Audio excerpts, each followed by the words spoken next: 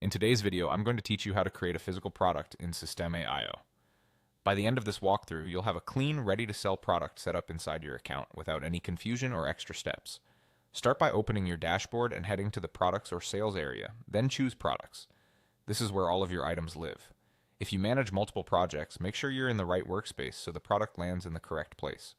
The Products page gives you a clear list view, which makes it easy to find and edit items later. Now click Create.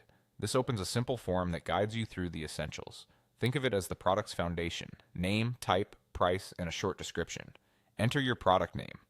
Choose something descriptive and customer-friendly, since this name may appear on checkout pages and receipts.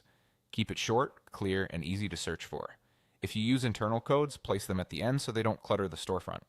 Don't worry if it's not perfect, you can update it later. Next, select Physical Product. This tells Systeme.io that you're selling a tangible item that needs to be packaged and shipped, as opposed to a digital download or service. Picking the right type now keeps your settings consistent and avoids mismatches later on. Set the price. Enter the amount you want customers to pay. Your account's default currency should appear automatically, and you can use decimals for precise pricing.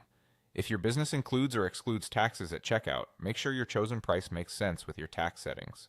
You can adjust the amount later if you run promotions or change your strategy. Add a description if you'd like. This step is optional but highly recommended. A clear description helps customers understand what they're getting and reduces pre-sale questions. Focus on the essentials: what the product is, who it's for, and the key benefits. If relevant, include materials, dimensions, or what's included in the box. Keep the tone straightforward and avoid jargon. You can always refine this as you get customer feedback. Finally, click Save. This creates your product and stores everything you just entered. You should see it appear in your product list right away. Take a quick moment to proofread the name and price so everything looks correct. If needed, refresh the page to see the latest version. That's it, you've created a physical product in Systeme.io.